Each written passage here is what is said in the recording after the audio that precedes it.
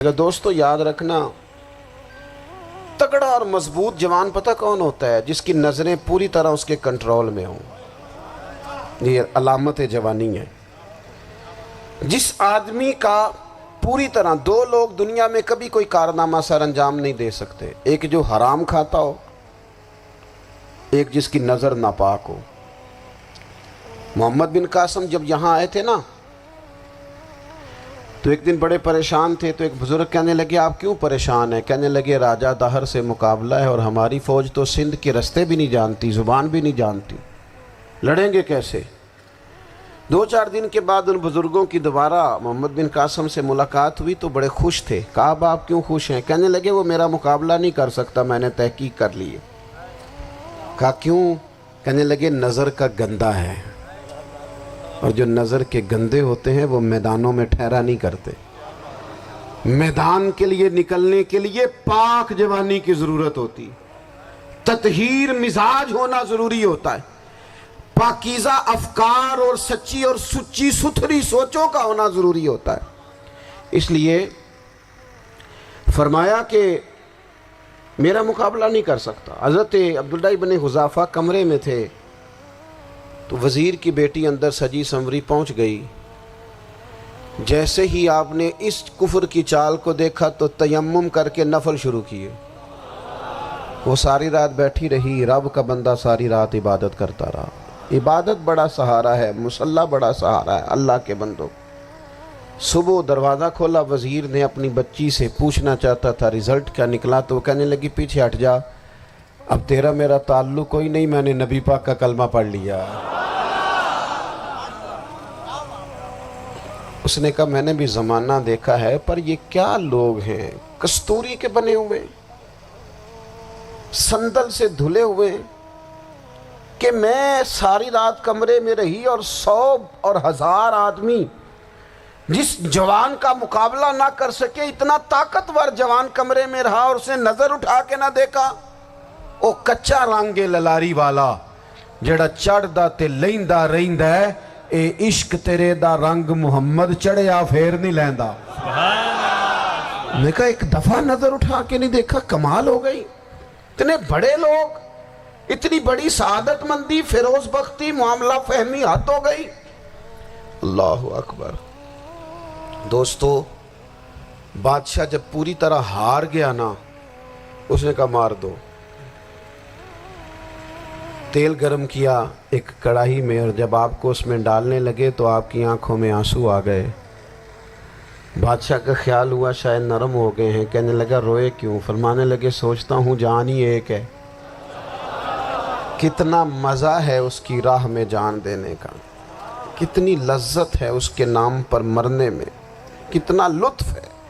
جے تو چڑھیا اتے دار بھی نہیں تے جے تو وکیا عشق بازار بھی نہیں، تے ایڈا سستا سودا پیار بھی نہیں، تے ایڈا سستا لبدا یار بھی نہیں۔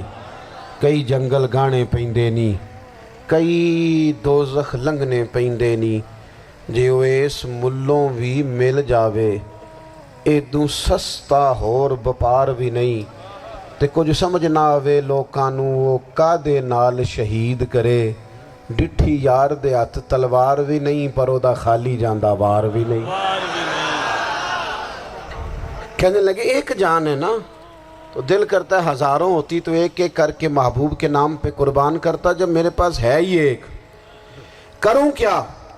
حضرت عبداللہ ابن حذافہ رضی اللہ تعالیٰ عنہ جب روئے اور بادشاہ نے یہ بات سنی تو بادشاہ اٹھ کے کھڑا ہو گیا، سارے وزیروں مشیروں کو کہنے لگا تم نے کہا تھا نا بندہ ضائع کرنے والا نہیں، یہ بھی ضائع کرنے والا نہیں۔ کہنے لگا میرا ماتھا چومو، تم جیسے لوگوں کو قتل نہیں کرنا چاہیے، آزاد کرنا چاہیے۔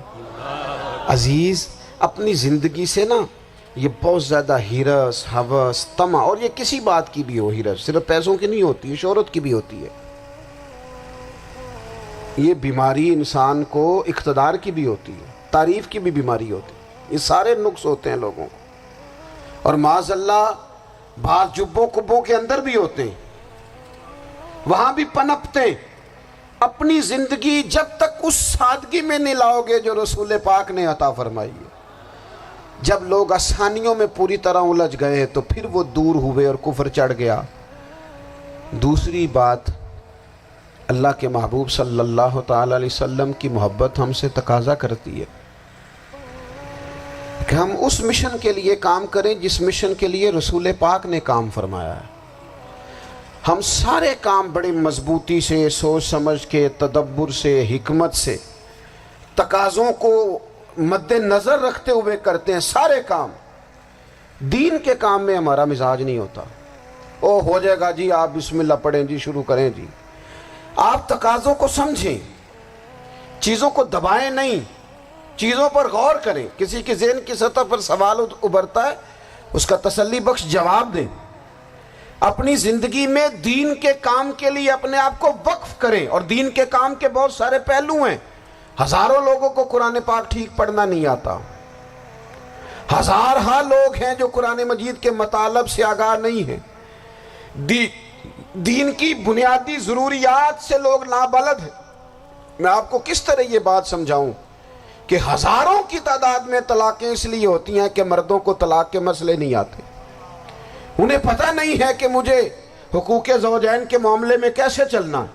ڈھیر سارے گھروں میں تباہی اس لیے ہے کہ تربیت اولاد کا دینی منہج ہمیں نہیں پتا۔ اپنا حصہ ملائیں دین کے کام میں۔ ایک آدمی کو اگر تو نمازی کرنے میں کامیاب ہو گیا، تیری زندگی بدل گئی۔ وہ دین بیزار لوگ جو ہمارے بیچ بیٹھ کے ہماری نوجوان نسل کو پگڑی اور داڑھی کا نام لے کے بنیادی طور پر دین سے دور کرتے، ایسے نوجوانوں کو دین کا پیغام محبت دے کر دین کے قریب کرنا ہماری ڈیوٹیوں کا حصہ ہے۔ ہمیں ذمہ داری کا احساس کرنا پڑے گا، ہمیں یہ خاص قدم اٹھانا پڑے گا، توجہ دینی پڑے گی۔ مساجد، مدارس، میں آپ سے عرض کروں، اتنی ڈٹ کے مخالفت ہوتی ہے نا مدرسوں کی، اتنی ڈٹ کے۔ میں ادارہ چلاتا ہوں، اس کے چلانے میں جو مشکلات ہیں وہ تو ہم بتا نہیں سکتے آپ کو، اس لیے کہ میری قوم، میرا اس قوم سے تعلق ہے جو نعت خواں امیر کرنا چاہتی ہے، مدرسے نہیں۔ نقیب خطیب پیدا کرنا چاہتی ہے، شعر و شاعری کی زندگی کو پروان چڑھانا چاہتی ہے۔ فقط ہمارا ان لوگوں سے تعلق ہے جو لاکھوں کروڑوں روپیہ محافل پہ لگائیں گے، اور قاری صاحب بیچارے اگر مسجد کا کوئی ہونے والا کام کسی وقت بتا دیں گے تو وہ بڑی مشکل آ جائے گی ان کے لیے۔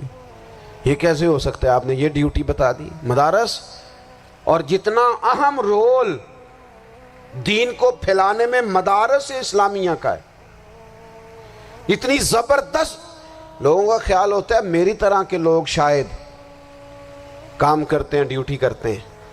یہ 10-15 لوگ آپ کو نظر آتے ہیں جو آپ کو کہیں میڈیا پر یا ادھر ادھر ڈیوٹی کرتے، مخلص لوگ اپنی جگہ پہ، وہ بھی بڑا ہی کام کر رہے ہیں، جو میڈیا پہ آ کے بھی اخلاص سے اور درد دل سے کو دین کی، ان کی بھی کسی بات کی حوصلہ شکنی نہیں۔